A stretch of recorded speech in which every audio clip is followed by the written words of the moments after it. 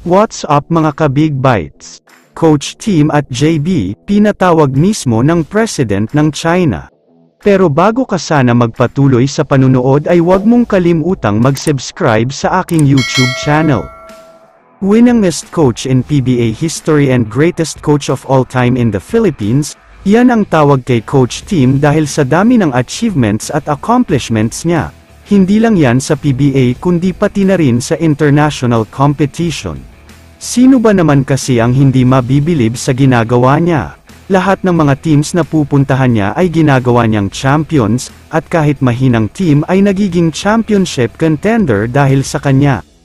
Ang pinaka-latest na accomplishment niya ay ang gold medals sa SEA Games at Asian Games. Alam naman natin kung gaano kahirap ang pinagdaanan ng Gilas Pilipinas bago mauwi ang inaasam na gintong medalya lalo na sa Asian Games. Isang accomplishment rin kung maituturing ang maging number 1 sa first window, dahil ang Pilipinas lang naman ang may pinakamalaking point differential sa window na ito, matapos nilang tambakan ang Hong Kong at Chinese Taipei.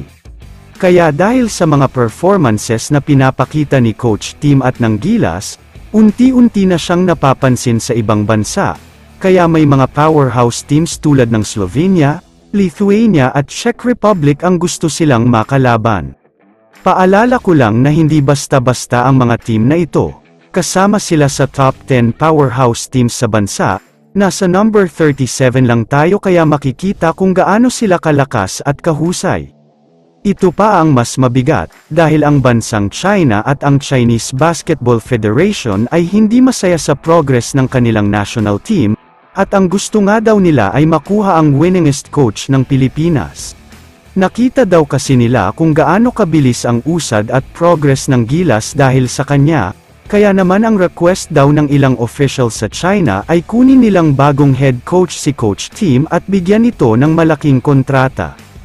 Ayon sa mga kumakalat na post sa social media, ang mismong Chinese President daw na si Xi Jinping ang nag-utos sa Chinese Basketball Federation na kunin itong si Coach Tim, at bigyan ng 65 million Chinese yuan contract.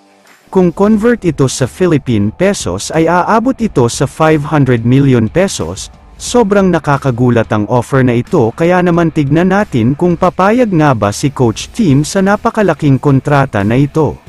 Pero hindi lang yan, dahil pati ang tinaguriang greatest import of all time na si Justin Brownlee ay gustong makuha ng China, at handa rin daw silang mag-offer ng malaki sa kanya, pinapatawag nga daw silang pareho ng Chinese President para kausapin. Kaya naman kung kayo ang tatanungin, dapat nga bang pumayag sina Coach Tim at Justin Brownlee? I-comment mo naman ang opinyon mo tungkol sa tanong na ito. Dito na muna nagtatapos ang video na ito. Maraming salamat sa panunood mga ka-Big Bites. God bless sa inyong lahat.